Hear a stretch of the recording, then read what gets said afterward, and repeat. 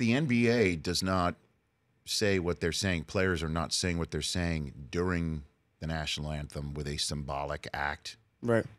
And the owner of the Miami Dolphins, Stephen Ross, says that he's concerned about it's an ineffective tactic that alienates more people than it enlists. Yeah. Which is kind of the heart of what's you and I are talking about right now, right?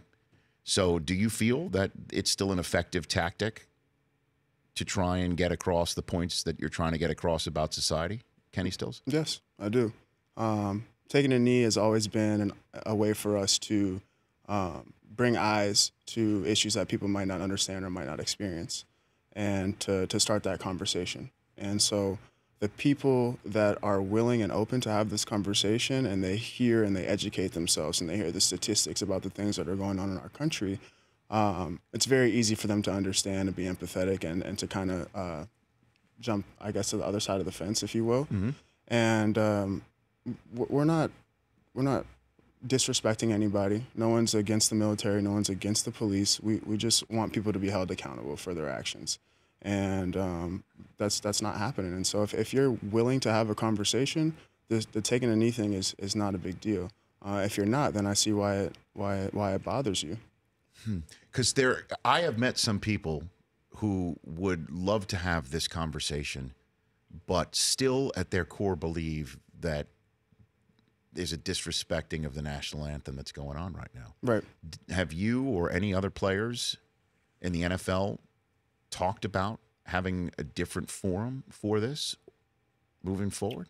You know, I think players understand that the league is going to try and do something different regarding the national anthem next year. So, you know, I've definitely thought about what I'm going to do. And, you know, I think it's something we'll speak about at the Players Association meetings this weekend.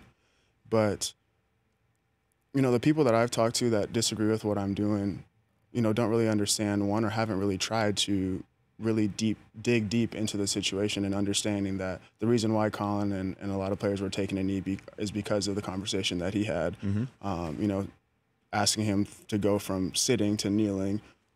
And, you know, so I think it's just, like I said, being open to having that conversation and knowing that, you know, just because you feel some way about something, somebody else feels a different way, and that's our right in this country.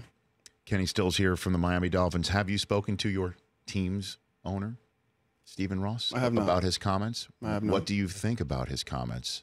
You know, obviously, you know, I wasn't too thrilled with his comments, but, you know, I understand, I guess, where he's coming from, and, you know, I just was a little bit frustrated with the fact that he's, you know, can say that because the president says something is a certain way, that's the final say, or the way that he's, you know, kind of made his followers think that it's about something else, that it's the final say. And that's just frustrating to me because that's not right. That's not true. You know, just because somebody says it's something is a certain way, that's not how it is. And so how have your conversations in the past with Stephen Ross on this subject gone? Have you had any? Yeah. No, we've had plenty of conversations. All the players that were participating in the protests have had many conversations with him, and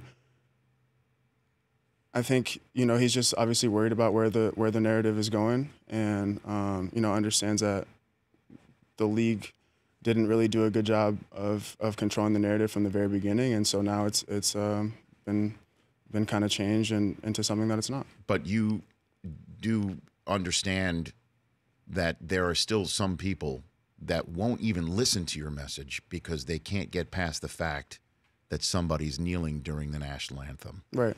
Yeah, and I understand that. I grew up in Oceanside, California, right by the military base. My Pop Warner coach is one of the most influential people in my life. He was in the military, served in the military for 20-plus years.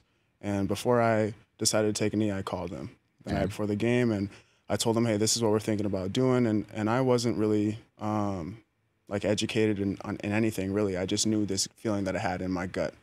And I told him about it, and, you know, he asked me straight up, you know, I would hope that you would not take a stance during the game tomorrow.